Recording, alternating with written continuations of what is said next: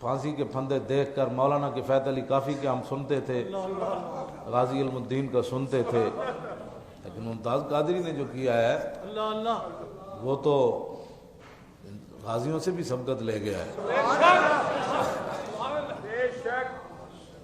اس طرح جھوم کے کھڑے ہو کر، حالانکہ اور پھانسی کا یہ دستور ہے کہ جب بھی کوئی کسی کو لے جاتا ہے 2 پولیس والے دائیں 2 بائیں ہوتے ہیں، لیکن غازی صاحب 5 فٹ ان سے آگے جھوم کر چل رہے ہیں۔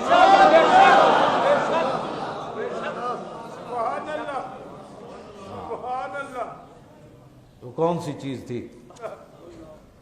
اور غازی صاحب کا جو نوکر تھا وہ پولیس والا، وہ کہنے لگا غازی صاحب نے مجھے فرمایا تھا کہ میں نے روزہ رکھنا ہے، صبح پیر ہے، تو کہنے لگا میں نے جا کر 12:15 بجے جگا دیا،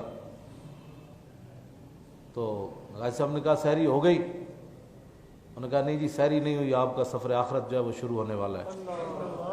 تو وہ پولیس والا تڑپ کر بتا رہا تھا کہ غازی صاحب نے کہا الحمدللہ الحمدللہ، کیا ہے یہ کون سی چیز ہے؟ کہا کہ ایک کھجور کھا کے روزہ رکھ لیا۔ کہ کون سی چیز ہے؟ پھر وہ چلتے چلتے خود پھانسی کے پھندے تک گئے، پھر خود اوپر پھٹے کے چڑھے اور کہا کہ کس کس مدینہ پاک جانا ہے، میں تو جا رہا ہوں۔ پاکستان اس لیے بنا تھا، لاکھوں مسلمانوں نے اس لیے قربانیاں دی تھیں کہ حضور کے عاشقوں کو پھٹے چڑھا دیا جائے گا، اور وہ بھی اس حال میں کہ رات سوئے ہوئے ان کے خاندان کو جگا کر کہا کہ جی غازی صاحب کی طبیعت خراب ہو گئی ہے، تو راستے میں کہا کہ نہیں آخری ملاقات کے لیے ہے۔ اتنا تم نے مطلب یہ تو دنیا میں کوئی دستور منشور ہمیں بھی بتاتے۔ پھر ان کے بوڑھے والد کو، ان کے بھائیوں کو، ان کے خاندان کو لے کر، چھوٹے بچے کو لے کر، تم یہ تو سمجھتے تھے کہ ہم کافروں کو راضی کر کے اب انتظار کرو کہ تمہارے اوپر کیا نازل ہونے والا ہے۔ یہ تو ہم نہیں کہہ سکتے کیا نازل ہونے والا ہے تمہارے اوپر، یہ تو رب۔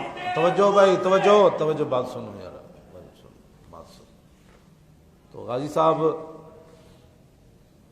جب پھندے کے اوپر کھڑے ہوئے تو آپ نے 2.5 منٹ اوپر دیکھا، اور اوپر وہی کچھ دیکھا جو علم الدین نے دیکھا۔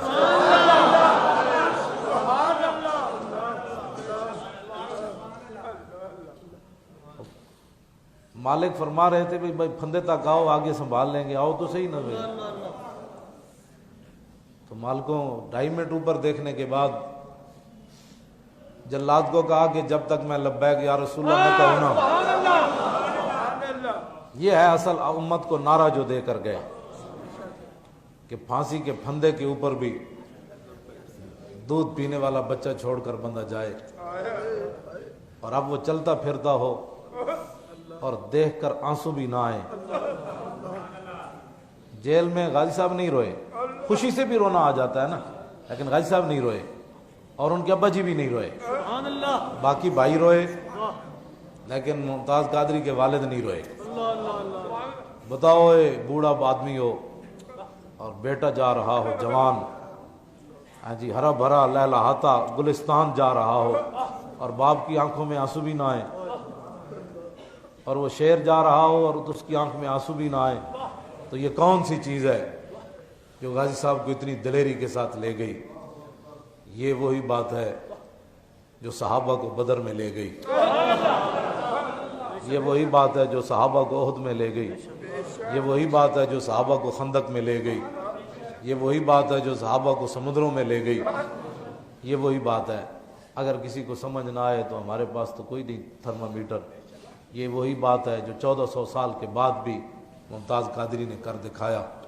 جب اس نے زور سے لبیک یا رسول اللہ کہا، پھانسی کے پھندے کے اوپر کہا، تو اس نے پھٹا کھینچ دیا، اور پھر انہوں نے کہا کہ یہ آج تک ایسے نہیں ہوا کہ جب من کا ٹوٹ جاتا ہے تو آنکھیں باہر نکل آتی ہیں، منہ کھل جاتا ہے، لیکن جب غازی صاحب کو پھندے سے اتارا گیا تو آنکھیں بھی بند تھیں اور منہ بھی بند تھا۔